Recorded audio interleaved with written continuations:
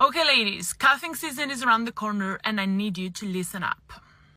For those of you who don't know what I'm talking about, cuffing season is that period of time at the end of the summer, beginning of fall, where the bottom of the basket of men, especially on dating apps, are looking to lock down, lock up, whatever, get cuffed to a nice lady with whom they're gonna spend the winter and fight loneliness all the way until the next good season out of spring, summer, where they're gonna let you down to go enjoy Summerfest. So here are a few ground rules that you must follow to avoid falling in the trap of cuffing season. Number 1, you will not give a try to that person towards whom you feel ambivalent just because you don't want to be lonely. We both know that regardless of the quality of that man, you are going to develop feelings, you are going to settle for the bare minimum, you are going to let a lot of red flags fly by, and by the end of spring, when he's going to dump your ass, because he will, you will cry over somebody you wouldn't even have looked at. So do yourself a favor, don't. No, you are not going to let that hookup settle down in your apartment and live with you over winter, even if he pulls out the magics of, oh, I've never felt this way before.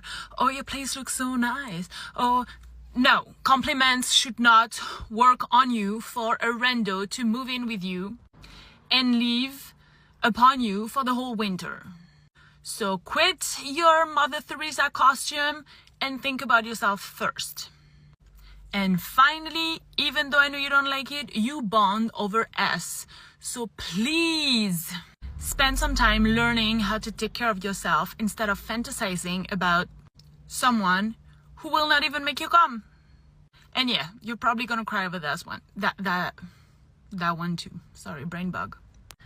And remember, nothing looks more appealing than a loser in disguise. So do yourself a favor. You can do this. No, you're not gonna die of loneliness. Not this year. Find a girlfriend. Yeah, maybe give it a try to girls over winter. But do not let a bottom basket apple cuff you up. Before we dive in, drop a comment. Are modern men more delusional, or is it the ladies? Hit like and subscribe so you don't miss what we expose next. Okay, let's talk about this. Why is it that people are still taking relationship advice from folks who have never once been in a long-term, successful relationship? Think about that for a second. It's like letting someone who's never driven a car give you a lesson on how to win Formula One. Completely absurd, right? And yet, here we are. Everywhere you look, you've got TikTok gurus, Instagram coaches, and random podcasters out here giving hot takes on love and commitment when their track record is, well, non-existent. It's almost comical. Honestly, following that kind of advice is just as wild as taking dating tips from Ted Bundy. Dangerous, misinformed, and straight up tone deaf. No wonder men are quietly checking out. The women out here chasing validation from the wrong voices, thinking this advice will somehow make love easier or life fairer. It's not just unhelpful, it's exhausting. Men are done with the games, done with the drama, and yes, gladly stepping back. They're realizing that a lot of the so-called wisdom being served up is smoke and mirrors. And here's the hard truth. If your relationship guru hasn't built a real lasting connection themselves, their advice is just theory, words without experience, entertainment, not guidance. That's why a lot of men are learning to take the back seat, observe, and protect their peace instead of chasing unrealistic standards and empty promises. We're always like, oh, cuffing season, you want to get into a relationship and then be single in the summertime if like possible. I actually like quite disagree. Hear me out. When you were like going through a breakup, I don't know about you guys, for me, like I can't just like go from like in a relationship committed to like single overnight. Like I need time to process, to heal. Like, I'm not a like dump them and get over them kind of person. So to me, if you happen to break up in the wintertime, it gives you 3-4 months to be on that hot girl summer shit and to get back on the grind then in the summer when things are opening up and people are going out. But you can do the inner healing work. And that way, when you do actually go out with fresh energy, you're attracting good things into your life, not like repeated cycles or coming from like a toxic, bad place. Basically what I'm saying is break up during cuffing season and then you'll be ready to really go by spring, summer. Look at this. She's so casually clueless, it's almost comical. Out here talking about healing seasons and hot girl summers like men are just waiting around with bated breath, ready to swoop in and care, as if anyone's actually tuning into that energy. Reality check. They're not. Men have checked out. While she's over there scheduling breakups for better vibes, thinking this is some kind of spiritual glow-up, men are doing something radically different. They're scheduling peace, freedom, and sanity. No drama, no games, no chasing women who operate on entitlement and theatrics. That's the difference. It's wild how disconnected some people are from actual male behavior. Men aren't running around hoping to be emotionally validated. They're quietly reclaiming their time, energy, and mental health. And the funny part, most women talking about these trends don't even notice because they assume the world revolves around their personal narrative. So while she's busy curating vibes and checking her self-growth checklist, men are quietly building a life that doesn't need her approval. And that's the real glow-up: independence, clarity, and peace over performative drama. I met my friend the other night and I realized that there are 2 breakup seasons and 1 cuffing season in a year. I don't know if this is true, but according to all the people around me, my friends, and my personal experience, this is true. So the first breakup season is now. Like literally everyone breaks up in September because in August, like the summer is over, everyone's getting back to business and like they realize, you know, like maybe this isn't gonna work out, like the distance, like blah blah blah, new chapter, something comes up, and September everyone breaks up. Also, the summer flings end in September because, you know, the summer's over. And those of you who made it past through the September breakup season, congratulations. Now everyone's all like cozy and warm for the holidays. You know, you want to be with your significant other. And then the people who didn't make it, they're just depressed and during the cold winter. And then the new year hits and now everyone's like, new year, new me. Let me reevaluate what's going on in my life. Do I need to end this relationship? And then they don't break up quite yet because February is Valentine's Day. So obviously you want to still be with them. And then once February is over,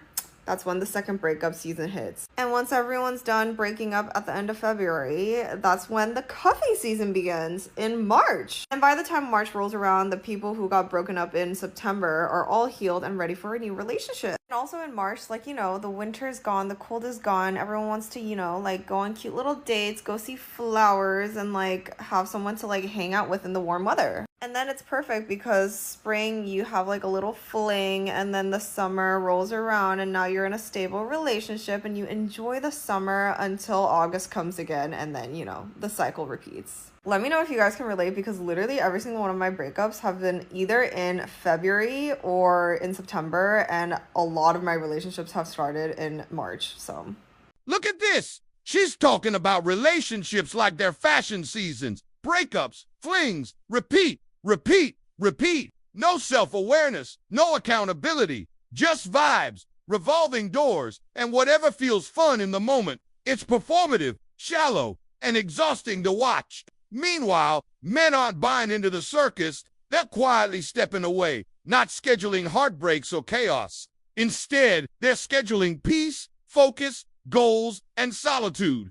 They're investing in their own growth and sanity rather than chasing a narrative built on entitlement and drama. Here's the hard truth. Women treat love like a trendsome thing to swap in and out with the seasons, to curate and vibe check. And that's exactly why men stopped playing the game. They realize the reward isn't worth the emotional energy spent. Men are done with the revolving doors, done with performative flings, done with being treated as disposable. The lesson here is clear. Commitment, respect, and accountability are no longer optional. They're the baseline. And if the culture around you refuses to acknowledge that, it's no wonder men are quietly checking out, prioritizing their lives over the endless cycle of drama. During peak cuffing season, okay? And here are 5 men you need to look out for. And if any of these apply to you, please understand being single and getting hotter is better than being cuffed up with a man who hates you or is using you. Number 1, the ex. If your ex starts spinning the block around this time of year, please understand he has no other options, and that person he wants to snuggle with and use is you. Oh my God, all of my lashes just came off.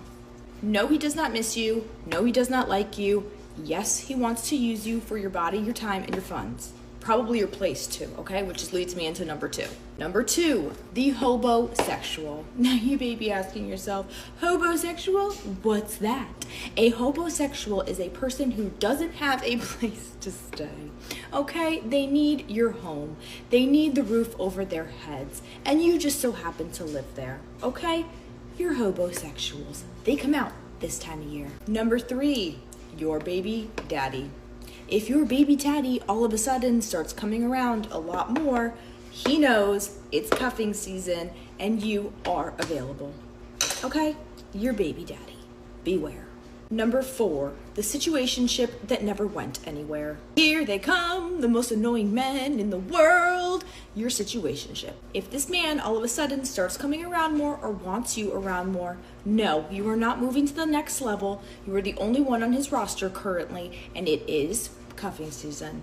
Move on. And finally, we have what I like to call a desperate Dan.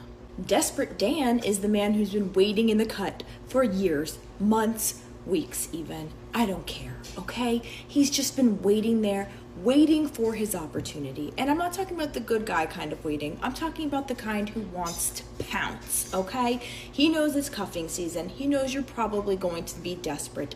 Don't be that desperate girl. This relationship will never work out. You're doing it because you're bored and you're lonely. Don't do it. You don't like desperate Dan. I promise you.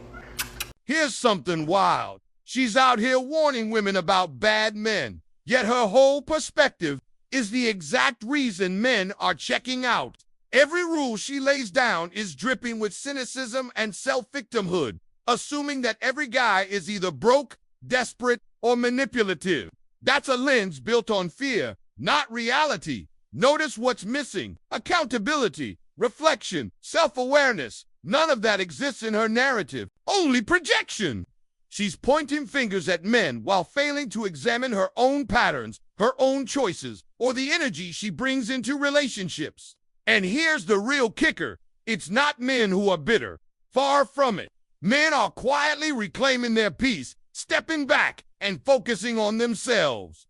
Meanwhile, some women are addicted to drama, masquerading it as empowerment and thinking that constant chaos is strength. Spoiler, it isn't. This is the modern paradox. Empowerment without accountability isn't power, it's performance. And the fallout. Men see it, understand it, and simply check out. They're done investing in a game that rewards theatrics over truth. Good morning.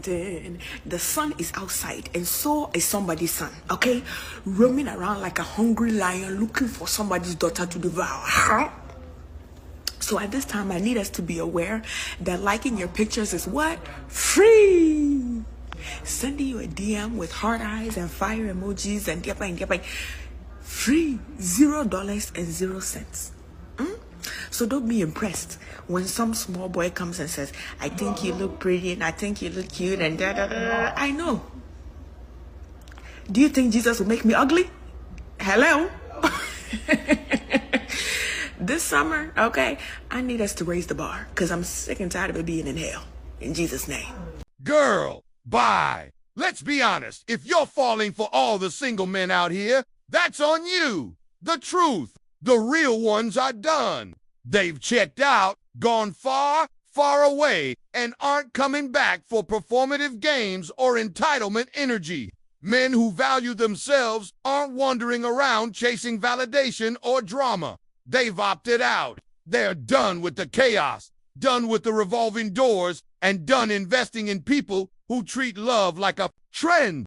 So yes, if you're surprised that all the good ones seem missing, that's because they've been quietly building lives full of peace, focus, and boundaries. And for anyone hoping to catch them, tough luck. Men aren't signing up for the circus anymore. They've signed off on being single, not because they hate women, but because they finally value their own worth over the chaos. This group of chicks, they're headed to this marina to jump on this yacht.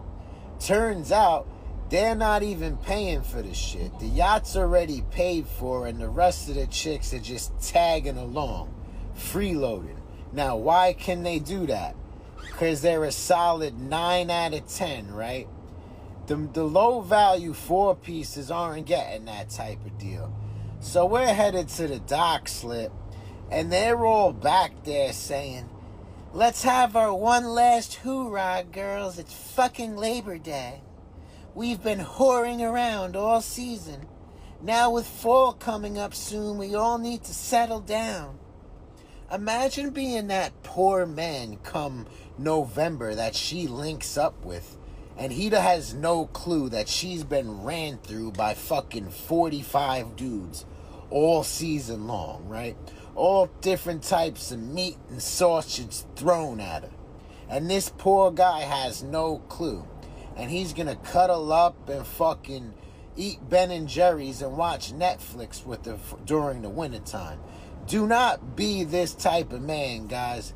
These chicks are out here savage. Facts. Absolutely facts. Meanwhile, some simp out there will turn around and buy her a Chanel bag for Christmas like she earned it. Like her attitude, her entitlement, or her drama somehow deserves a reward. Spoiler alert, it doesn't. This is exactly why standards keep dropping. When bad behavior gets rewarded, it sets the bar lower and lower, and everyone loses. Men who see this, they don't stick around. They step back, protect their energy, and stop playing a game that no longer values effort or integrity. So let this be a reality check. Respect and accountability matter, and nothing else should be rewarded in their absence. Thanks for watching. If you want access to exclusive episodes and want to support the channel, hit that join button and become a member. And don't forget to like, subscribe, and share if this hit home. Drop your stories and thoughts in the comments. We read every single one. See you tomorrow.